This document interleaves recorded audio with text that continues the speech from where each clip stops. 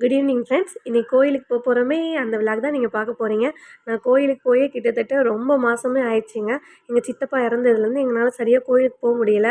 கோயிலுக்கு சொல்லி கிளம்புனாலே ஏதாச்சும் ஒரு ரீசனில் நாங்கள் போக முடியாமல் தடங்கலாயிடுதுங்க. இன்றைக்கி எப்படியும் போயே ஆகணும்னு பிளான் பண்ணி கிளம்பியாச்சுங்க. அது மட்டும் இல்லை, எங்கள் அம்மாச்சியை பார்த்து ரொம்ப நாள் ஆச்சு. பெரிய மாரியம்மன் கோயிலுக்கு தான் போகிறோம். ரொம்ப சக்தி வாய்ந்த தெய்வங்க. ஏதாவது ஒன்று வேண்டிக்கிட்டு நம்ம சாமி கும்பிட்டா கண்டிப்பாக நடக்குதுங்க. எங்களுக்கு நடந்திருக்கு. அதனால் நான் உங்களுக்கு சொல்கிறேன். நானா அப்பா அம்மா நாங்கள் 4 பேர் தான் போகிறோம். எனக்கே வெளியில் போய் ரொம்ப நாள் ஆன மாதிரி இருக்குது. இல்லை, ரொம்ப நாள் ஆயிடுச்சு. அதனால தான் அப்படி இருக்குதுன்னு நினைக்கிறேன்.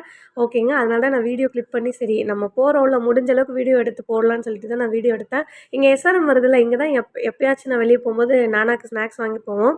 இன்றைக்கி என்னன்னு தெரியல, நானா சும்மா நசன்னு அழுதுகிட்டே இருந்தார்.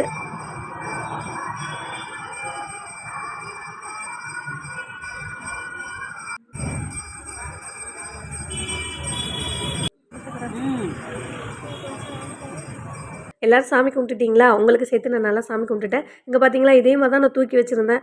எப்போ நான் வீட்டிலேருந்து கிளம்புனனோ அப்போலேருந்து தூக்கி தான் வச்சுருக்கேன். இவன் அழுதுகிட்டே இருக்கான், என்னன்னே தெரியல.